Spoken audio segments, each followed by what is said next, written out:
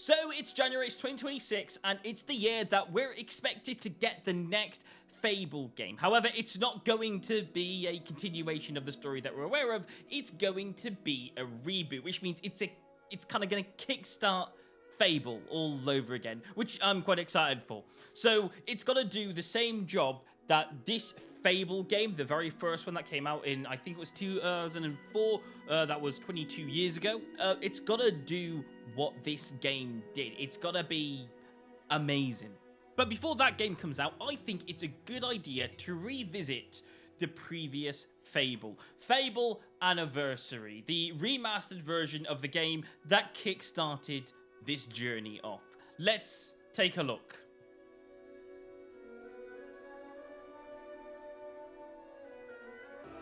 So this game kind of kicks you start off in Oakvale. This is your character, you play as a child, and you start off with your dad saying for every good deed that you'll do around the city, he will give you a gold piece. Now, you can do bad deeds, and you will also get gold for doing bad deeds around the city. However, it's the bad choice. So, you know, do you want to be a good character or a bad character? It's totally up to you. Tell you what, if you keep this little secret, I'll give you a gold piece. Now, just to let you know, I want to be a good character, so I wanted the gold pieces. And you might be asking, why do we need gold pieces in the first place? Well, basically, it's your sister's birthday and you forgot to get her a present, but the seller in the market will sell you a present for 3 gold pieces. Some little girl I saw said you have a sister, and it's her birthday. And it seems you haven't got her a present yet. It just so happens that I have a rather nice box of sweets here. Guaranteed to put a smile on any sister's face. For only 3 gold pieces. So we go around the city doing loads of good deeds. For example, telling a wife about something of what her husband's doing. We go around beating a bully who's picking on a child. And we even defend some boxes from absolutely nothing except this kid who's telling us to smash it up. And then we also give a girl her teddy. And then we've got the 3 gold pieces. Well, actually, technically we did 4 good deeds for 4 gold pieces. We have a gold piece left over for anyone who's counting. But yeah, there you go. That's how you get at least 3 gold pieces inside this game. Well done, lad. Here's your reward for those good deeds. So we've got the money, so now we can go over to the trader, buy the chocolates, and give them to his sister because it's her birthday when this happens. I knew you were going to bring me chocolates. It's just like my dream. Come on, let's go home. Mother will be back for my party any minute now. Wait, there's something wrong. Bandits!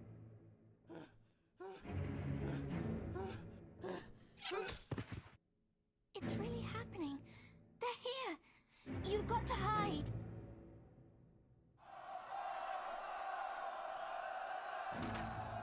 Honestly, I don't know which one's worse. A kid hiding behind a fence, thinking that's enough cover to hide behind, or these bandits not being able to spot him. Honestly, it's not the best hiding spot in the world. Evil had come to Oakvale. Bandits wielding torches and steel, slaying and burning all in their path.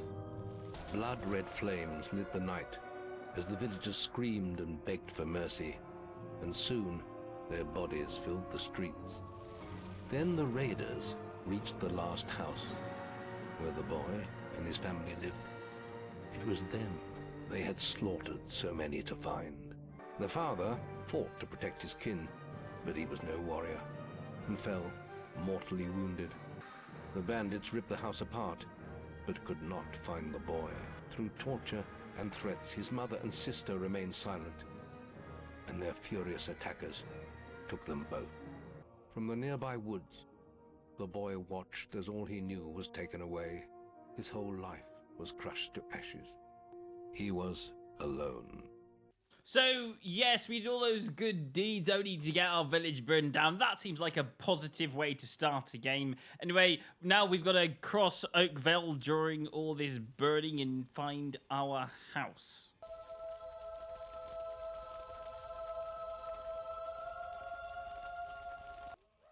You know what they say when there's a bandit trying to attack you? Hope there's a mage standing behind him ready to attack him. We must leave. It's not safe here. They're all dead. You don't want to join them, do you? Then give me your hand. And as we touch the stranger's hand who we've never ever met before, we grab a hold and we teleport to someplace else, someplace that's just outside the guild headquarters. I thought you'd have a stronger stomach than that. My name is Maze, and I'm the head of the Guild of Heroes. You must have heard of it. You'll find nowhere safer in all of Albion, nor a better place to call your home. And if it's vengeance you want, you'll need the training only we can offer. Here we are. I'll introduce you to the Guildmaster. He'll be your guide from now on. I have a new student for you. Put him in the dorm upstairs with the girl. You don't look much like hero material to me, but Maze knows what he's doing, I suppose. Well, follow me then. Just to let you know how I'm getting around, basically this map here that you can enlarge shows a lot of green dots. Green dots are people that you can interact and talk to, and the golden flashing thing is the main quest. So you can kind of go off, you can talk to different people. These green dots are the bits that you'll want to go to, and then obviously you use the gold, which will tell you where to the main quest you will not always head to. The first thing that I want to head to inside the guild is the green dot inside the kitchen, so that's the location that I'm going to make my way, where she's making a pie for the guildmaster. I have to make an apple pie for the guildmaster at the end of the week. But I can't find any more red apples. I only need another 4. The other green dot on the map is a race where they're discussing if they can get halfway across this little area in under 50 seconds, which obviously your character can easily do because, you know, well, it's meant to be one of the first missions available.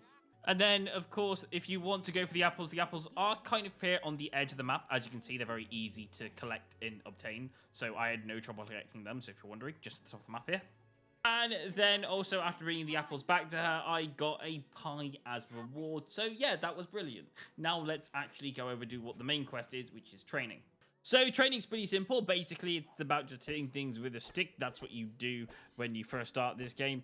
And then it will also teach you that you can collect green orbs, which will be able to boost your character up in different skills. This is going to be very important that you collect as many of these as possible.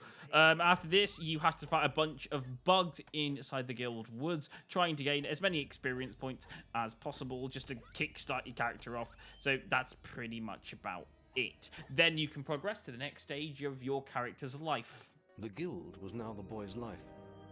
The memory of the Oakvale flames still scorched his mind, but soon he had no thought other than training, and he became stronger and more agile with every passing year. His days were filled with grueling exercises, the nights with study in the library. Finally, he was ready to become a guild apprentice, just as Maze had foreseen. The real training was about to begin. So this is kind of where it shows you the stuff that you'll get to use inside the game. For example, the first thing that you'll get to do is use a sword. 2 of the reasons that you'll be using this is to use it to attack the opponent and to also block the opponent depending what's happening. Next is archery, and you can basically decide how you want to do your archery. The way I like doing it is very manual, where you're zooming in and you're trying to get the targets this way.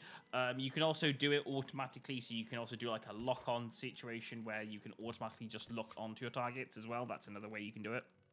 Excellent hit. You've also got the ability to use magic on your opponents. The first spell that you'll start off with is an electric spell, and all you got to do is just press it, lock on, and it will hit the enemy. It's pretty simple. There's nothing really to this one. This one's pretty, yeah, as I said, simple. Then the next thing you'll have to do is go out to the woods and do some stuff. But when you're ready, come to the Guildmaster and progress to the final stage of your guild life. The boy mastered the skills quickly, but there was always more to learn. For years, the guild was his home, his school, and his life. But as time passed, his thoughts returned always to the world outside, the life he had lost, the family that had been torn from him. At last, only the final day of tests remained. Success would mark the end of his training. He would receive the guild seal and be free to forge his own destiny. He would become a hero. So the final thing you have to do for your training is to defeat the character Maze. Pretty simple. Basically, all you're gonna have to do is use all the stuff that you learned. So, for example, the first part is fighting, and then the second part will be archery, and the third part will be magic. And after you've done all that, you can then graduate and become a full hero. Let the apprentices approach. For many years now, you have worked hard to earn yourselves the title of hero. Today, that apprenticeship ends and you go out into the world to do great deeds. Deeds that will bring you the gratitude of thousands, or strike fear into their hearts. These are dark times. The shadows of Albion are stirring, and strange winds are blowing. Your choices, whether they lead you down the path of good or evil, will change the face of the world. Now, take your guild seals and venture forth as heroes.